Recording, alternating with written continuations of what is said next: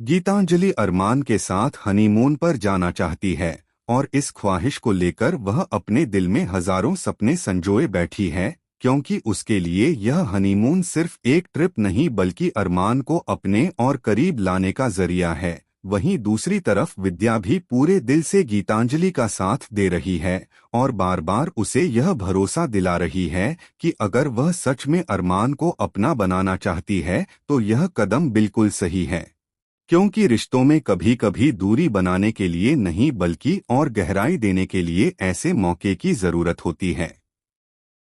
जी हाँ दोस्तों, star plus के पॉपुलर टीवी शो यह रिश्ता क्या कहलाता है के अपकमिंग ट्रैक में इस बार सचमुच दर्शकों के दिलों को हिला देने वाला ट्विस्ट आने वाला है, क्योंकि जहां एक तरफ अभीरा की जिंदगी जेल से बाहर आने के बाद एक नए मोड़ पर खड़ी है, वहीं गीतांजलि का सपना है कि वह अरमान के साथ हनीमून पर जाए और उसके दिल दिमाग पर पूरी तरह छा जाए।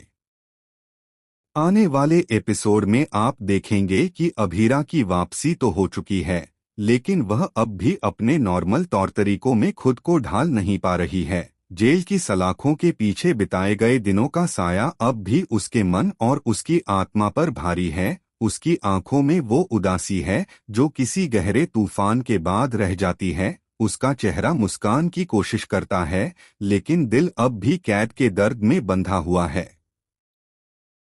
अब हाँ, यह सच है कि अभीरा ने धीरे धीरे खाना पीना शुरू कर दिया है, क्योंकि जेल में तो वह कुछ खाती ही नहीं थी। वहाँ हर निवाला उसके गले में कांटे की तरह चुभता था। हर कौर उसे याद दिलाता था कि वह बेगुनाह होते हुए भी सजा काट रही है। इसलिए उसने वहाँ अपने लिए भूख को ही साथी बना लिया था।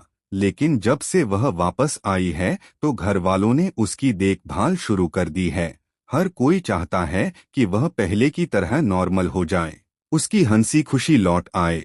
लेकिन घर में आने के बावजूद भी अभीरा बाकी डिशेस को हाथ तक नहीं लगाती, चाहे कितने ही पकवान क्यों न सजाए जाएं, चाहे कितने ही स्वादिष्ट खाने उसकी थाली में क्यों न रखे जाएं, वह अपनी आदत बदलने को तैयार नहीं है।